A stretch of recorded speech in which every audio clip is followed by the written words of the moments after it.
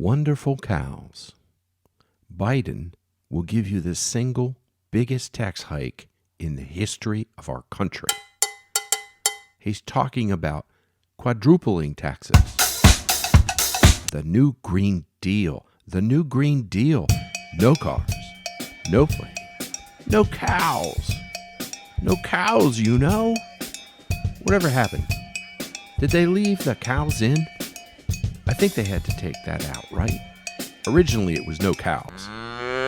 They didn't want to have any cattle or cows, which is pretty brutal when you think of it, right?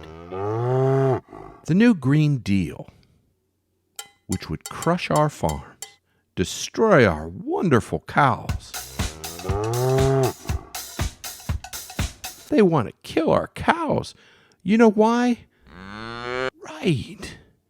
You know why? Don't say it. They want to kill our cows. That means you're next.